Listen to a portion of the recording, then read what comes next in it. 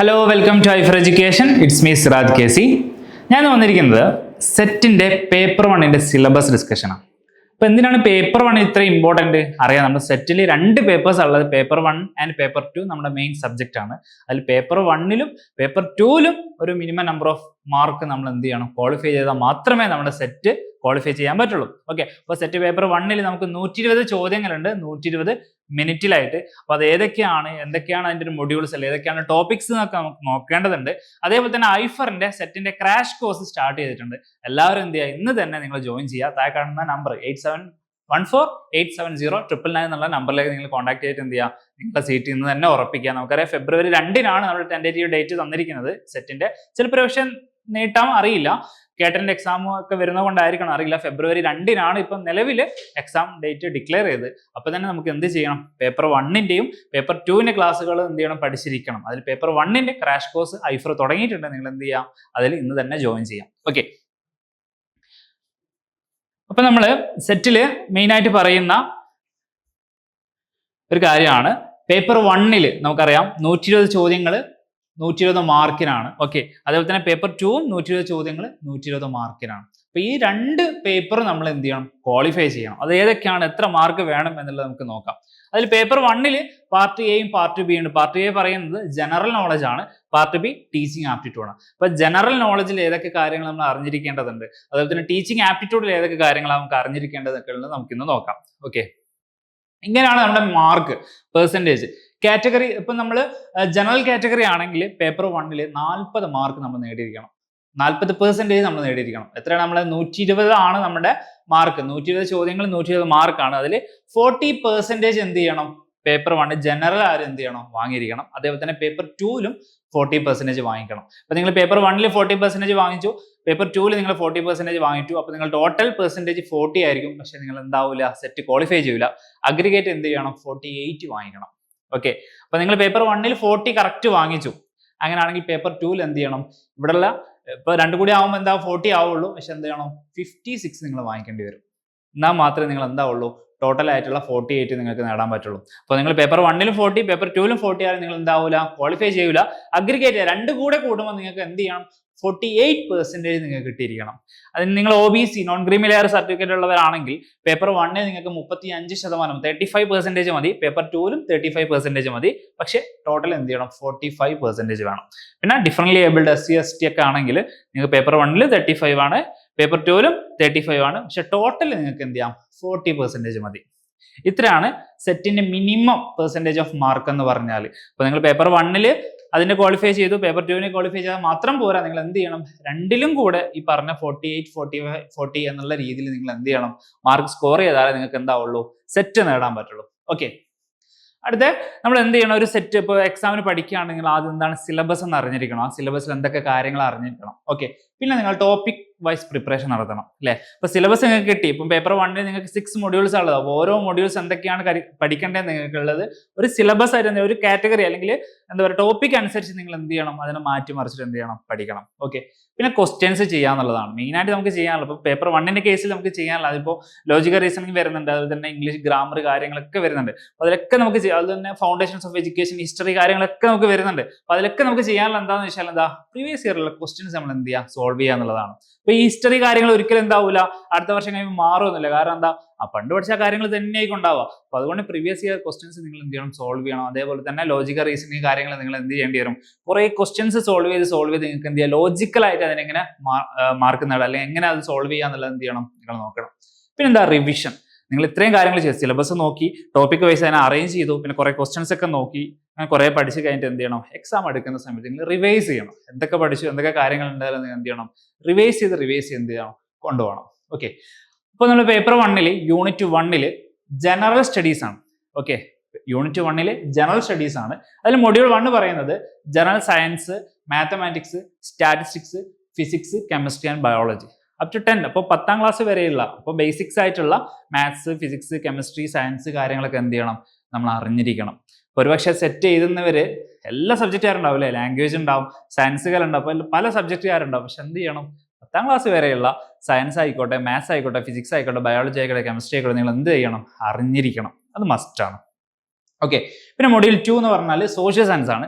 Social science, economics, history, geography and Indian polity. Okay, അതും എന്താണ് class 10th ലെവലാണ്. Okay, അപ്പോൾ 10ാം ക്ലാസ് വരെയുള്ള നിങ്ങൾ എന്ത് ചെയ്യണം, സോഷ്യൽ സയൻസ് കാര്യങ്ങൾ നിങ്ങൾ അറിഞ്ഞിരിക്കണം. പിന്നെ മൊഡ്യൂൾ 3 ഹ്യൂമാനിറ്റീസ്, അതുപോലെ തന്നെ literature, humanities literature, classics and masterpieces of world and Indian literature, art. Okay, ആർട്ടിൽ major art form of India, ഇന്ത്യയിലെ മേജർ ആയിട്ടുള്ള ആർട്ട് ഫോമുകൾ ഏതൊക്കെയാണെന്ന് നോക്കണം. പിന്നെ കൾച്ചർ, ഇന്ത്യയുടെ കൾച്ചർ കാര്യങ്ങളൊക്കെ എന്ത് ചെയ്യണം, നമ്മൾ അറിഞ്ഞിരിക്കണം. Life and society in India, ഇന്ത്യയിലെ ലൈഫ് എന്താണ്, ഇന്ത്യയിലെ സൊസൈറ്റി എന്താണെന്നുള്ള കാര്യങ്ങളൊക്കെ എന്ത് ചെയ്യണം, നിങ്ങൾ അറിഞ്ഞിരിക്കണം. അറിഞ്ഞിരുന്നാൽ പോതാ അതിന്റെ ക്വസ്റ്റ്യൻ നമ്മൾ എന്താണോ നമ്മുടെ ക്വസ്റ്റ്യൻ വന്നാൽ നിങ്ങൾ എന്ത് ചെയ്യണം, ചെയ്തിരിക്കണം. അടുത്ത മൊഡ്യൂൾ 4 ആണ്. യൂണിറ്റ് 1 ജനറൽ സ്റ്റഡീസിലെ മൊഡ്യൂൾ 4 ആണ് കേരള സ്റ്റഡീസ്. അതിൽ സോഷ്യൽ റീഫോംസ്, നാഷണൽ മൂവ്മെന്റ്സ്, അതുപോലെ തന്നെ Kerala model of development literature, പിന്നെ ആർട്ട് ആൻഡ് കൾച്ചർ. അപ്പൊ കേരള, ഇപ്പൊ നമ്മൾ ഇന്ത്യന്റെ കാര്യം പറഞ്ഞില്ലേ, ഇന്ത്യന്റെ ആർട്ട് കൾച്ചർ കാര്യങ്ങളൊക്കെ പറഞ്ഞു. പിന്നെ നമ്മൾ കേരളത്തിലേക്ക്, കാരണം നമ്മൾ സെറ്റ് എന്ന് പറഞ്ഞാൽ എന്താ, സ്റ്റേറ്റ് എലിജിബിലിറ്റി ടെസ്റ്റ് എവിടെയുള്ള കേരളത്തിലുള്ളതാണ്. അപ്പൊ കേരളത്തിന്റെ കുറച്ച് കാര്യങ്ങൾ നമ്മൾ എന്ത് ചെയ്യണം, അറിഞ്ഞിരിക്കണം. അതാണ് ജനറൽ സ്റ്റഡീസിൽ നമ്മൾ എന്ത് ചെയ്ത്. അപ്പൊ നമ്മൾ പറഞ്ഞിട്ടുണ്ടായിരുന്നു part 1, part A, paper 1 part A എന്ന് പറഞ്ഞാൽ ജനറൽ നോളജ് ആണ്. പാർട്ട് ബി എന്ന് പറഞ്ഞാൽ, അല്ലെങ്കിൽ എന്താ പറയാ, പാർട്ട് ബി എന്ന് പറഞ്ഞാൽ എന്തായിരുന്നു, ടീച്ചിങ് ആപ്റ്റിറ്റ്യൂഡ്. അതിൽ പാർട്ട് എയിൽ വരുന്ന കാര്യമാണ് ഈ ജനറൽ സ്റ്റഡീസ് എന്ന് പറഞ്ഞാൽ. ഓക്കെ, അടുത്ത യൂണിറ്റ് ആണ് ലാംഗ്വേജ് ആൻഡ് റീസണിങ്. അപ്പോൾ നമുക്കറിയാം പേപ്പർ 1, ഇപ്പോൾ സെറ്റിന്റെ പേപ്പർ 1 മാത്രമല്ല, നെറ്റ് ആയിക്കോട്ടെ, എന്ത് തന്നെ ആയിക്കോട്ടെ, വേറെ ഏതെങ്കിലും കോമ്പറ്റേറ്റീവ് എക്സാം ആയിക്കോട്ടെ, അതിൽ മെയിനായിട്ട് ചോദിക്കുന്ന ചോദ്യമാണ് ഇംഗ്ലീഷിലെ കുറേ ക്വസ്റ്റൻസ് ഉണ്ടായിരിക്കും. അതുപോലെ തന്നെ മാത്സിലുള്ള റീസണിങ് ക്വസ്റ്റൻസ് ഒക്കെ ഉണ്ടായിരിക്കും. അപ്പോൾ അതാണ് ഈ യൂണിറ്റിൽ വരുന്നത്. ലാംഗ്വേജ് ആൻഡ് റീസണിങ്ങിൽ മൊഡ്യൂൾ 1 പറയുന്നത് കോംപ്രഹെൻഷൻ, വൊക്കാബുലറി. കോംപ്രഹെൻഷൻ തന്നിട്ടുണ്ട്, കുറച്ച് പാസേജ് കാര്യങ്ങളൊക്കെ തന്നിട്ടുണ്ടാവും, അതിന്റെ കാര്യങ്ങൾ. പിന്നെ വൊക്കാബുലറി. പിന്നെ മൊഡ്യൂൾ 2 എന്ന് പറഞ്ഞാൽ ബേസിക് ഇംഗ്ലീഷ് ഗ്രാമർ, ഇംഗ്ലീഷിന്റെ ഗ്രാമർ എന്ത് ചെയ്യണം, നമ്മൾ അറിഞ്ഞിരിക്കണം. പിന്നെ മൊഡ്യൂൾ 3 എന്ന് പറഞ്ഞാൽ logical reasoning and analytical ability ആണ്. അപ്പോൾ ലോജിക്കൽ റീസണിങ് പറയേണ്ട ഒരു കാര്യം എന്ന് പറഞ്ഞാൽ അത് നിങ്ങൾ എന്ത് ചെയ്യേണ്ട, ആദ്യം ഒരു കുറേ കാര്യങ്ങൾ പഠിച്ച് അല്ലെങ്കിൽ എന്താ പറയുക ബൈ ഹാർട്ട് ചെയ്ത് പോയിട്ട് ചെയ്യേണ്ട കാര്യങ്ങളൊന്നുമല്ല. അതിൽ ക്വസ്റ്റ്യൻ കണ്ടിട്ട് ആ സമയത്ത് നിങ്ങൾക്ക് എന്താണോ ലോജിക്ക് തോന്നുന്നത് അത് ചെയ്യാന്നുള്ളതാണ്. ഓക്കെ, അപ്പോൾ അതിന് വേണ്ട നിങ്ങൾ എന്ത് പ്രാക്ടീസ് ചെയ്ത് അങ്ങനെയുള്ള ക്വസ്റ്റ്യൻസ് ഒക്കെ ചെയ്യാം. കോഡിങ് ആൻഡ് ഡീകോഡിങ് ഉണ്ടാവും, സീറ്റിംഗ് അറേഞ്ച്മെന്റ് ഉണ്ടാവും, അങ്ങനെയുള്ള പല തരത്തിലുള്ള റീസണിങ് ക്വസ്റ്റ്യൻസ് നമുക്ക് കാണാൻ പറ്റും. അപ്പോൾ അത് നിങ്ങൾ എന്ത് ചെയ്യണം, റിപ്പീറ്റ് ചെയ്ത് എന്ത് ചെയ്യാന്നുള്ളതാണ്. അടുത്ത മൊഡ്യൂൾ പറയുന്നത് മൊഡ്യൂൾ 4 ന്യൂമറസി സ്കിൽസ് ആണ്. പിന്നെ pattern recognition and order of magnitude. അപ്പോൾ കുറെ പാറ്റേൺസ് വന്നിട്ടുണ്ടാവും. ആ പാറ്റേൺസ് വന്നിട്ട് അടുത്ത പാറ്റേൺ എന്താണ്, ആ രീതിയിലുള്ള ചോദ്യങ്ങളൊക്കെ നമുക്ക് ഇതിൽ പ്രതീക്ഷിക്കാം. ഓക്കെ, ഇതൊക്കെ നമ്മുടെ 120 ചോദ്യത്തിൽ 120 മാർക്കിൽ വരുന്ന കാര്യങ്ങളാണ്. അടുത്ത യൂണിറ്റ് ആണ് കറണ്ട് അഫയേഴ്സ്.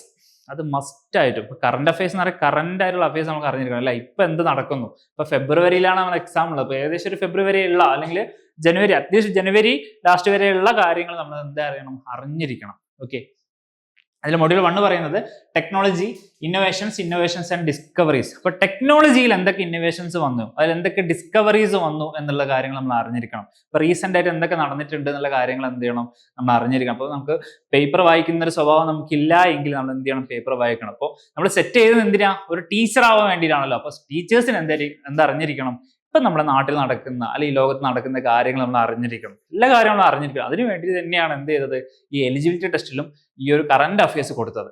ഓക്കെ, അടുത്ത മൊഡ്യൂളാണ് എൻവയോൺമെന്റൽ ഇഷ്യൂസ്, മൂവ്മെന്റ്സ്, അതുപോലെ തന്നെ ലെജിസ്ലേഷൻസ്, നാഷണൽ ആൻഡ് ഇന്റർനാഷണൽ കാര്യങ്ങളൊക്കെ എന്ത് ചെയ്യണം, നമ്മൾ അറിഞ്ഞിരിക്കണം. അപ്പൊ ഇവിടെ നടക്കുന്ന എൻവയോൺമെന്റൽ ഇഷ്യൂസ് എന്താണ്, കുറെ മൂവ്മെന്റ്സ് നടത്തിയിട്ടുണ്ട്, അത് എന്തൊക്കെയാണെന്നുള്ള കാര്യങ്ങൾ എന്ത് ചെയ്യണം, അത് കറന്റ് അഫയേഴ്സ് ഇപ്പോഴത്തെ കാര്യങ്ങളാണ് നമ്മൾ അറിഞ്ഞിരിക്കേണ്ടത്. ഹിസ്റ്ററി കാര്യങ്ങളൊന്നല്ല, ഇപ്പൊ എന്ത് നടക്കുന്നു എന്നുള്ള കാര്യങ്ങൾ നമ്മൾ അറിഞ്ഞിരിക്കണം. അടുത്ത module UN and global affairs. United nation, അതിൽ തന്നെ ഗ്ലോബൽ ആയിട്ടുള്ള കാര്യങ്ങൾ എന്തൊക്കെയാണെന്നുള്ള കാര്യങ്ങൾ നമ്മൾ അറിഞ്ഞിരിക്കണം. പിന്നെ module 4 institutions of higher learning and research, scholarships and new initiatives, national and state level. National അല്ലെങ്കിൽ സ്റ്റേറ്റ് ലെവൽ എന്തൊക്കെ ഇനീഷ്യേറ്റീവ്സ് വന്നിട്ടുണ്ട്, എന്തൊക്കെ സ്കോളർഷിപ്സ് കാര്യങ്ങളുണ്ട്, ഇത്രയും കാര്യങ്ങൾ എന്ത് ചെയ്യണം, നമ്മൾ കറന്റ് അഫയേഴ്സ് അറിഞ്ഞിരിക്കണം. അടുത്ത മൊഡ്യൂളാണ് കറന്റ് അഫയേഴ്സിൽ തന്നെ ഉള്ളത് Indian constitution, politics and regional legislations, right to information and right to education.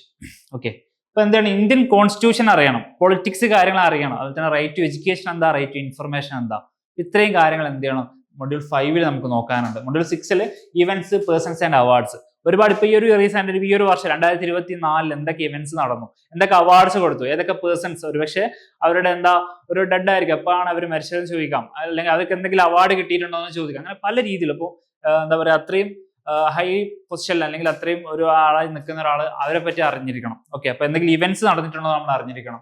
പിന്നാണ് സ്പോർട്സ് ആൻഡ് ഗെയിംസ്. ഓക്കെ, ഒരു ടീച്ചർ എന്ന നിലയിൽ നമ്മൾ എല്ലാ കാര്യങ്ങളും അറിഞ്ഞിരിക്കണം. അല്ലെങ്കിൽ ഇപ്പോൾ ഒരു സബ്ജക്ട്, ഇപ്പോൾ മാത്സ് ബാക്ക്ഗ്രൗണ്ട് ഉള്ളവരാ അല്ലെങ്കിൽ സോഷ്യൽ ബാക്ക്ഗ്രൗണ്ട് ഉള്ളവരാണെങ്കിൽ സോഷ്യൽ മാത്രം പഠിച്ചാൽ പോരാ, അവരെന്ത് ചെയ്യണം, ഈ നാട്ടിൽ നടക്കുന്ന എല്ലാ കാര്യങ്ങളും അറിഞ്ഞിരിക്കണം. ഓക്കെ, അപ്പോൾ ഈ റീസെന്റ് ആയിട്ട് നടന്ന സ്പോർട്സ് ഏതൊക്കെയാണ്, ഗെയിംസ് ഏതൊക്കെയാണ്, അതിൽ ഏതൊക്കെ നമ്മുടെ ഇന്ത്യ പങ്കെടുത്തു, അല്ലെങ്കിൽ കേരളത്തിൽ എന്തൊക്കെ കിട്ടി, അങ്ങനെ പല രീതിയിലുള്ള ചോദ്യങ്ങൾ നമുക്ക് പ്രതീക്ഷിക്കാം. പിന്നെ മൊഡ്യൂൾ 8 കൾച്ചറാണ്, films, literature, musics and performing arts. ഇതായിട്ട് ബന്ധപ്പെട്ട കാര്യങ്ങൾ നമ്മളോട് ചോദിക്കാനുള്ള ചാൻസ് ഉണ്ട് കറന്റ് അഫയേഴ്സിൽ. ഓക്കെ, അടുത്ത യൂണിറ്റ് 4 ആണ് foundations of education. Educational foundations നമുക്ക് ചോദിക്കാനുണ്ട്. ഓക്കെ, മെയിൻ ആയിട്ട് 3 ഉള്ളത്. അതിലൊന്നാണ് ഫിലോസഫിക്കൽ ഫൗണ്ടേഷൻ. എഡ്യൂക്കേഷനിൽ ഫിലോസഫി എന്തൊക്കെയാണ്, എഡ്യൂക്കേഷൻ ഫിലോസഫി അല്ലെ, എഡ്യൂക്കേഷണൽ ഫിലോസഫി എന്താണ്, മേജർ ഫിലോസഫിക്കൽ സിസ്റ്റംസ് എന്താണ്, in the east 6 school of Indian philosophy, Buddhism, Jainism, Islamic കാര്യങ്ങളൊക്കെ നമ്മൾ അറിഞ്ഞിരിക്കണം. അതുപോലെ തന്നെ major philosophical systems in the west അല്ലെ, idealism, naturalism, pragmatism, humanism and realism, അതുപോലെ തന്നെ ഡെമോക്രസി ആൻഡ് ക്രിട്ടിക്കൽ പെഡഗോഗി, ഈ കാര്യങ്ങൾ നമ്മൾ അറിഞ്ഞിരിക്കണം. അപ്പോൾ ഫൗണ്ടേഷൻസ് ഓഫ് എഡ്യൂക്കേഷനിൽ ഫിലോസഫി എന്താണ് പറയുന്നത്, എഡ്യൂക്കേഷനിൽ ഫിലോസഫി എന്താണെന്ന് പറയുന്ന കാര്യം നമ്മൾ അറിഞ്ഞിരിക്കണം. ഓക്കെ, അതുപോലെ തന്നെ എമിനന്റ് തിങ്കേഴ്സ് ഇൻ എഡ്യൂക്കേഷൻ. എഡ്യൂക്കേഷനിലെ പ്രധാനപ്പെട്ട തിങ്കേഴ്സ് ആരൊക്കെയാണ് അല്ലെ, ചിന്തകരാരൊക്കെയാണ്, ഗാന്ധിജി, ടാഗോർ, വിവേകാനന്ദ, പ്ലാറ്റോ, റൂസോ, അതുപോലെ തന്നെ Montessori, Froebel, John Dewey, Paulo fryer, ഇവരൊക്കെ എന്ത് ചെയ്യണം നമ്മൾ അറിഞ്ഞിരിക്കണം. ഇവരുടെ മെയിൻ ആയിട്ടുള്ള എന്തൊക്കെയാണ് കോൺട്രിബ്യൂഷൻസ്, കാര്യങ്ങൾ അറിഞ്ഞിരിക്കണം. ഓക്കെ, പിന്നെ ഇതാണ് value of education, classification of values, significance of value education, religious and moral education and development of values crisis. Okay, അപ്പോൾ ഫൗണ്ടേഷൻസ് ഓഫ് എഡ്യൂക്കേഷനിൽ ഒന്നാമത്തതാണ് ഫിലോസഫി അല്ലെ, എഡ്യൂക്കേഷന്റെ ഫിലോസഫി എന്താണ്. അടുത്താണ് സോഷ്യോളജിക്കൽ ഫൗണ്ടേഷൻ. എഡ്യൂക്കേഷന്റെ സോഷ്യോളജിക്കൽ ഫൗണ്ടേഷൻ എന്താണെന്ന് അറിഞ്ഞിരിക്കണം. അതിൽ റിലേഷൻ ബിറ്റ്വീൻ എഡ്യൂക്കേഷൻ സോഷ്യോളജി അല്ലെ, നേരത്തെ philosophy പറഞ്ഞപ്പോൾ റിലേഷൻ ബിറ്റ്വീൻ എഡ്യൂക്കേഷൻ ഫിലോസഫി എന്താണെന്ന് അറിഞ്ഞിരിക്കണം.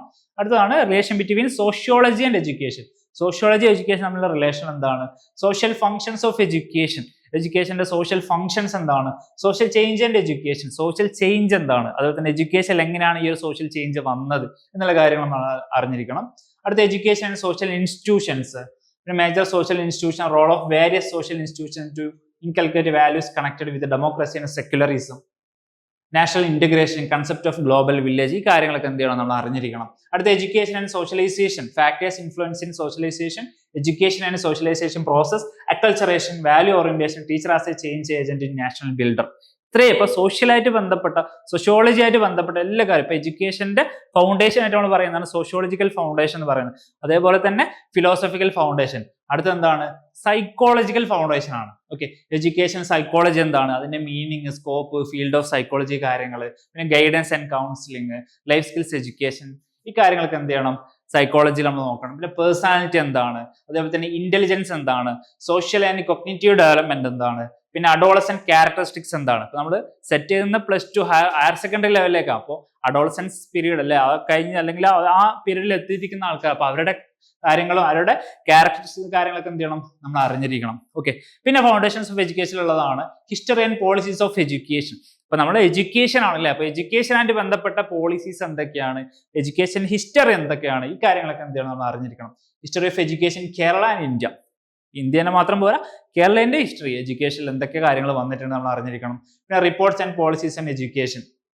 ഓക്കെ, അപ്പോൾ എന്തൊക്കെ പോളിസീസ് ആണ് വന്നത്, അല്ല എന്തൊക്കെ റിപ്പോർട്ട്സ് ആണ് ഉള്ളത് എന്നൊക്കെ എന്ത് ചെയ്യണം നമ്മൾ അറിഞ്ഞിരിക്കണം. ഓക്കെ, പിന്നെ acts and bills relevant to higher education, higher എഡ്യൂക്കേഷനിലേക്ക് വന്ന ആക്ടുകൾ എന്തൊക്കെയാണ്, ഏതൊക്കെ ബില്ലുകൾ വന്നിട്ടുണ്ട്. പിന്നെ programs for universalisation of education അല്ലെ, യൂണിവേഴ്സലൈസേഷൻ ഓഫ് എഡ്യൂക്കേഷന്റെ പ്രോഗ്രാംസ് എന്തൊക്കെയാണ്. ഓക്കെ, പിന്നെ അതേപോലെ തന്നെ institution of education national and state level, നാഷണലിലും അതുപോലെ തന്നെ സ്റ്റേറ്റ് ലെവലിലുള്ള ഇൻസ്റ്റിറ്റ്യൂഷൻസ് ഏതൊക്കെയാണ്, MHRD, UGC, NCT, NCERT, NEUP, ഈ കാര്യങ്ങളൊക്കെ എന്ത് ചെയ്യണം നമ്മൾ അറിഞ്ഞിരിക്കണം. ഇതൊക്കെ നമ്മുടെ ഫൗണ്ടേഷൻസ് ഓഫ് എഡ്യൂക്കേഷനിൽ വരുന്ന ഭാഗമാണ്. അടുത്ത യൂണിറ്റ് 5 ആണ് teaching, learning and evaluation. Teaching, learning and evaluation module 1 പറയുന്ന ടീച്ചിങ് ആപ്റ്റിറ്റ്യൂഡ് ആണ്. ഓക്കെ, ടീച്ചിങ് ആപ്റ്റിറ്റ്യൂഡ് എന്താ, ടീച്ചർ ക്യാരക്ടറിസ്റ്റിക്സ് ആണ്, ടീച്ചറിന്റെ ക്യാരക്ടറിസ്റ്റിക്സ് എന്താണ്, teaching as A profession, skill based theoretical knowledge, teacher competency and teacher accountability, ഇത്രയും കാര്യങ്ങൾ എന്ത് ചെയ്യണം നമ്മൾ ഇതിൽ അറിഞ്ഞിരിക്കണം. പിന്നെ അഡ്മിനിസ്ട്രേറ്റീവ് ആപ്റ്റിറ്റ്യൂഡ് ആണ്, അഡ്മിനിസ്ട്രേഷൻ ലെവലിൽ എന്തൊക്കെ കാര്യങ്ങൾ നമ്മൾ നോക്കണം എന്നുള്ളതാണ് ആ കാര്യത്തിൽ പറയുന്നത്. പിന്നെയാണ് reflective practices. Okay, reflective practice ആണ് അറിഞ്ഞിരിക്കണം. പ്രൊഫഷണൽ ഡെവലപ്മെന്റ് എന്താണെന്ന് നമ്മൾ അറിഞ്ഞിരിക്കണം. പിന്നെ അതുപോലെ തന്നെ ടീച്ചർ ക്യാരക്ടറിസ്റ്റിക്സ് എന്താണെന്ന് അറിഞ്ഞിരിക്കണം അല്ലെ. ഇത്രയും കാര്യങ്ങളൊക്കെ ഏതിൽ വരുന്നതാണ്, ടീച്ചിങ് ആപ്റ്റിറ്റ്യൂഡിൽ വരുന്നതാണ്. അടുത്താണ് ടീച്ചിങ് മെത്തേഡ്സ്. ഏതൊക്കെ മെത്തേഡ്സ് ഉണ്ട് എന്നുള്ളതാണ്. Teaching skills, essential teaching skill, quality teaching and teaching skill. അപ്പോൾ നമ്മൾ പഠിപ്പിക്കുമ്പോൾ ഇപ്പോൾ ഒരു ടീച്ചർ എന്നുള്ള രീതിയിൽ ഇപ്പോൾ ടീച്ചറെ ക്യാരക്ടറിസ്റ്റിക്സ് എന്താ അറിയണം, ടീച്ചർ എങ്ങനെ ആയിരിക്കണം, അത് ക്വാളിറ്റി ഉണ്ടോ എന്നൊക്കെ നമ്മൾ അറിഞ്ഞിരിക്കണം. അതേപോലെ തന്നെ എസെൻഷ്യൽ ആയിട്ട് എന്തൊക്കെ സ്കില്ല് വേണം, ടീച്ചിങ്ങിൽ എന്തൊക്കെ സ്കില്ല് വേണമെന്നുള്ള നമ്മൾ അറിഞ്ഞിരിക്കണം. അതുപോലെ ക്വാളിറ്റി ടീച്ചിങ് എന്താണെന്നുള്ള അറിഞ്ഞിരിക്കണം. ഓക്കെ. പിന്നെ methods of teaching and analysis of major methods of teaching, ഏതൊക്കെ മെത്തേഡ്സ് ഉണ്ടോ ആ മെത്തേഡ്സ് ഏതൊക്കെ നമ്മൾ അറിഞ്ഞിരിക്കണം. പിന്നെ ടെക്നിക്സ് ആൻഡ് അപ്രോച്ചസ് ആണ്. ഇപ്പോൾ ടീച്ചിങ്ങിലുള്ള ടെക്നിക്സ് എന്തൊക്കെയാണ്, അപ്രോച്ച് എന്താണ്, മെത്തേഡ്സ് എന്താണെന്നുള്ളത് എന്ത് ചെയ്യണം നമ്മൾ അറിഞ്ഞിരിക്കണം. പിന്നെ ഇൻസ്ട്രക്ഷണൽ മോഡൽസ് ഓഫ് ടീച്ചിങ്, ഏതൊക്കെ മോഡൽസ് ഉണ്ട് എന്ന് നമ്മൾ അറിഞ്ഞിരിക്കണം. പിന്നെ ടീച്ചിങ് ആൻഡ് ലേണിംഗ് റിസോഴ്സസ്, ഏതൊക്കെ റിസോഴ്സസ് ആണ് ടീച്ചിങ് ആൻഡ് ലേണിംഗിൽ ഉള്ളത് നമ്മൾ അറിഞ്ഞിരിക്കണം. ഓക്കെ. അടുത്തതാണ് learning, teaching learning and aptitude ആണ് നമ്മൾ പറഞ്ഞത്. ഇപ്പൊ ലേണിംഗ് തിയറീസ് എന്തൊക്കെയാണ്, applications of learning theories, learning theories മാത്രം പോരാ അതിന്റെ അപ്ലിക്കേഷൻസ് എന്തൊക്കെയാണെന്നുള്ളത് നമ്മൾ അറിഞ്ഞിരിക്കണം. ഓക്കെ. പിന്നെ ലേണർ ക്യാരക്ടറിസ്റ്റിക്സ് ആണ്. ഇപ്പൊ ടീച്ചറിന്റെ കാര്യം പറഞ്ഞു, അടുത്ത എന്താണ് ലേണറിന്റെ കാര്യമാണ് നമ്മൾ അടുത്ത പറയുന്നത്. പിന്നെ ലേണിംഗ് എൻവയോൺമെന്റ് എങ്ങനെ ആയിരിക്കണം, എങ്ങനെയാണ് ലേണിംഗ് എൻവയോൺമെന്റ് വേണ്ടത്. പിന്നെ ലേണർ വിത്ത് സ്പെഷ്യൽ നീഡ്സ്, ഇപ്പം സ്പെഷ്യൽ നീഡ്സ് ഉള്ള കുട്ടികളുണ്ട്, അപ്പൊ അവർക്ക് എങ്ങനെ ലേണിംഗ് നടക്കാം, അല്ലെ അവരെങ്ങനെ ടീച്ച് ചെയ്യാം എന്നുള്ള കാര്യങ്ങളൊക്കെ എന്ത് ചെയ്യണം നമ്മൾ അറിഞ്ഞിരിക്കണം. പിന്നെയാണ് ഇവാലുവേഷൻ, അല്ലെ. നമ്മൾ ടീച്ചിങ് ചെയ്തു, കുട്ടി പഠിച്ചു, ലേൺ ചെയ്തു, പിന്നെ എന്ത് ചെയ്യണം അതിന്റെ ഇവാലുവേഷൻ ആണ്. Tools and techniques for evaluation, evaluation നമ്മൾ ഏതൊക്കെ ടൂൾസ് ഉപയോഗിക്കണം, ഏതൊക്കെ ടെക്നിക്സ് ഉപയോഗിക്കണം. അതുപോലെ തന്നെ കണ്ടിന്യൂസ് ഇവാലുവേഷൻ, അല്ലെ, CC നമുക്കറിയാം, കണ്ടിന്യൂസ് ആൻഡ് കോമ്പറ്റൻസി ഇവാലുവേഷൻ നമുക്കറിയാം, അതെങ്ങനെ ഉപയോഗിക്കണം, ഏതൊക്കെ രീതിയിൽ ഉപയോഗിക്കണം എന്നുള്ളതാണ് അതിൽ ഇവാലുവേഷനിൽ പറയുന്നത്. പിന്നെ ടെർമിനൽ ഇവാലുവേഷൻ, കണ്ടിന്യൂസ് അല്ലാതെ പിന്നെ ടെർമിനൽ ഇവാലുവേഷൻ ഉണ്ടല്ലോ, നമ്മുടെ ടെർമിനൽ എക്സാം കാര്യങ്ങളൊക്കെ. പിന്നെ ഗ്രേഡിങ്, എങ്ങനെ അതിന് ഗ്രേഡ് ചെയ്യണം. പിന്നെ ഫീഡ്ബാക്ക് ആൻഡ് റെമഡിയേഷൻ, ഒരു എക്സാം നടത്തി, കണ്ടിന്യൂസ് എക്സാം നടത്തി, പിന്നെ ടെർമിനൽ എക്സാം നടത്തി, പിന്നെ അതിന് ഗ്രേഡ് ചെയ്തു, പിന്നെ എന്ത് ചെയ്യണം കുട്ടികൾക്ക് ഫീഡ്ബാക്ക് കൊടുക്കണം. പിന്നെ റെമഡിയേഷൻ, മാർക്ക് കുറഞ്ഞ കുട്ടികളുണ്ടെങ്കിൽ അല്ലെങ്കിൽ ഏതെങ്കിലും ടോപ്പിക്ക് മനസ്സിലാവാത്ത കുട്ടികളെ എന്ത് ചെയ്യണം അവർക്ക് റെമഡിയൽ ടീച്ചിങ് കൊടുക്കണം, അതെങ്ങനെ കൊടുക്കണം എന്നുള്ള കാര്യങ്ങൾ നമ്മൾ അറിഞ്ഞിരിക്കണം. ഇത്രയാണ് യൂണിറ്റ് 5 പറയുന്നത്. അടുത്ത ലാസ്റ്റ് മൊഡ്യൂളാണ് communication technology research and education administration. Okay, നമ്മൾ എന്തൊക്കെ പഠിച്ചു, ഫസ്റ്റ് കറണ്ട് അഫയേഴ്സ് എന്തൊക്കെ കാര്യങ്ങളൊക്കെ നോക്കി, പിന്നെ ഫൗണ്ടേഷൻസ് ഓഫ് എഡ്യൂക്കേഷൻ നോക്കി, അങ്ങനെ നോക്കി ടീച്ചിങ് ആപ്റ്റിറ്റ്യൂഡ് നോക്കി. ലാസ്റ്റ് യൂണിറ്റ് ആണ് communication technology research and education administration. അതിൽ നോക്കേണ്ട കാര്യമാണ് ഒന്ന് കമ്മ്യൂണിക്കേഷൻ എന്താണ്, കമ്മ്യൂണിക്കേഷൻ എഡ്യൂക്കേഷൻ കമ്മ്യൂണിക്കേഷൻ തമ്മിലുള്ള ബന്ധം എന്താണെന്ന് അറിഞ്ഞിരിക്കണം. ബേസിക് പ്രിൻസിപ്പിൾസ് ഓഫ് കമ്മ്യൂണിക്കേഷന്റെ ബേസിക് പ്രിൻസിപ്പിൾസ് എന്താണെന്ന് അറിഞ്ഞിരിക്കണം. ടൈപ്സ് ഓഫ് കമ്മ്യൂണിക്കേഷൻ ഏതൊക്കെ ടൈപ്സ് ഉണ്ട് എന്നുള്ള കാര്യങ്ങൾ നമ്മൾ അറിഞ്ഞിരിക്കണം. വേരിയസ് ഇൻ കമ്മ്യൂണിക്കേഷനിൽ കുറെ വേരിയസ് വരാറുണ്ട്, ഏതൊക്കെയാണ് നമ്മൾ അറിഞ്ഞിരിക്കണം.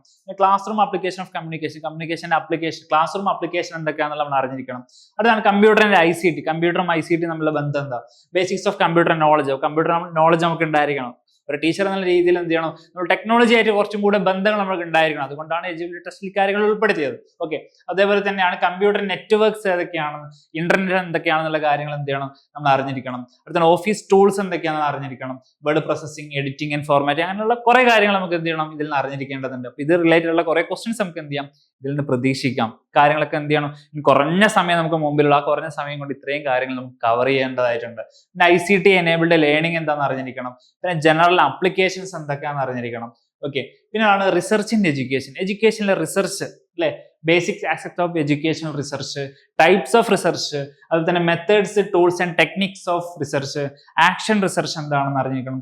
റിപ്പോർട്ടിംഗ് ഓഫ് റിസർച്ചിന്റെ റിപ്പോർട്ടിംഗ് കാര്യങ്ങളൊക്കെ എങ്ങനെ നമ്മൾ അറിഞ്ഞിരിക്കണം. പിന്നെയാണ് education administration. Okay, planning and administration at national level, അതുപോലെ national curriculum framework, national policy on education, planning commission, ഈ കാര്യങ്ങളൊക്കെ എന്തെങ്കിലും നമ്മൾ അറിഞ്ഞിരിക്കണം. പിന്നെ ഓർഗനൈസേഷണൽ സ്ട്രക്ചർ എന്താണെന്ന് അറിയണം. പിന്നെ സ്കൂൾസ് ഓഫ് അഡ്മിനിസ്ട്രേഷൻ നമുക്ക് അറിയണം. ഓക്കെ, റോൾ എന്താണ്, ഫംഗ്ഷൻ എന്താ, എന്തിൻ്റെയൊക്കെ നമ്മുടെ അറിയാം, അല്ലെ, PTA MPTA ഒക്കെ റോളും കാര്യങ്ങളൊക്കെ എന്ത് ചെയ്യണം നമ്മൾ അറിഞ്ഞിരിക്കണം. ഓക്കെ, പിന്നെ മാനേജ്മെന്റ് ആൻഡ് ഗവേണൻസ് ആണ്. പിന്നെ international agencies and education, international agencies ഏതൊക്കെയാണ്, എഡ്യൂക്കേഷൻ എന്തൊക്കെയാണെന്നുള്ളത് കാര്യങ്ങൾ എന്ത് ചെയ്യണം നമ്മൾ അറിഞ്ഞിരിക്കണം. ഇത്രയാണ് നമ്മുടെ പേപ്പർ 1 സിലബസ് എന്ന് പറഞ്ഞാൽ. ആകെ 6 യൂണിറ്റ് ആണുള്ളത്. 6 യൂണിറ്റിലും കൂടെ ആകെ 120 മാർക്ക്. അപ്പൊ നമുക്ക് നോക്കണം, ഓരോ യൂണിറ്റ് 20 ചോദ്യം എന്നുള്ള രീതിയിൽ നമുക്ക് പ്രതീക്ഷിക്കാം. ഓക്കെ, അപ്പൊ 6 × 20 120 ചോദ്യങ്ങളാണ് നമുക്കുള്ളത്. ആ 120 ഞാൻ നേരത്തെ പറഞ്ഞ പോലെ ജനറൽ കാറ്റഗറി ആണെങ്കിൽ, SC ST അല്ലെങ്കിൽ OBC ആണെങ്കിൽ അവർക്ക് ഒരു നിശ്ചിത മാർക്ക് ഉണ്ട്, അല്ലെ, 40 അല്ലെങ്കിൽ 35 മാർക്ക് എന്ത് ചെയ്യണം നമ്മൾ നേടിയിരിക്കണം. അത് എന്താണ്, പേപ്പർ 1 മാത്രം ക്വാളിഫൈ ചെയ്യണം. ഇപ്പൊ 2 കൂടി ക്വാളിഫൈ ചെയ്യണം, നിങ്ങൾ എന്ത് ചെയ്യണം, ടോട്ടൽ അതിന്റെ അഗ്രിഗേറ്റ് കാര്യങ്ങൾ നോക്കാനുണ്ട്. ഓക്കെ, ഇത്രയും കാര്യങ്ങൾ നിങ്ങൾ എന്ത് ചെയ്യണം, നോക്കണം. നോക്കിയിട്ട് മാത്രമേ നമുക്ക് പോകാനുള്ളൂ. അപ്പൊ ഞാൻ പറഞ്ഞ പോലെ തന്നെ ആദ്യം സിലബസ് നോക്കുക, ടോപ്പിക് വൈസ് അനലൈസ് നടത്തുക, പിന്നെ എന്ത് ചെയ്യുക, ക്വസ്റ്റ്യൻസ് ചെയ്യുക, റിവൈസ് ചെയ്യുക. ഇത്രയും കാര്യങ്ങൾ എന്ത് ചെയ്യണം, ഇത്രയും ചെയ്താലാണ് നമുക്ക് സെറ്റ് ക്വാളിഫൈ ചെയ്യാൻ പറ്റുക. ഓക്കെ, അങ്ങനെയാണെങ്കിൽ പേപ്പർ 1 ഏതൊക്കെ ടോപ്പിക്സ് ഉണ്ട് എന്നുള്ള കാര്യം നിങ്ങൾക്ക് മനസ്സിലായിട്ടുണ്ട്. നമ്മൾ ഐഫറിന്റെ പേപ്പർ 1 ക്രാഷ് കോഴ്സ് തുടങ്ങിയിട്ടുണ്ട്. അതിന്റെ അഡ്മിഷൻ ക്ലോസ് ചെയ്യാനായിട്ടുണ്ട്. അപ്പൊ നിങ്ങൾ ഇന്ന് തന്നെ എന്ത് ചെയ്യുക, അതിൽ അഡ്മിഷൻ എടുക്കുക. ഓക്കെ, എല്ലാവർക്കും മനസ്സിലായെന്ന് വിചാരിക്കാം. Thank you.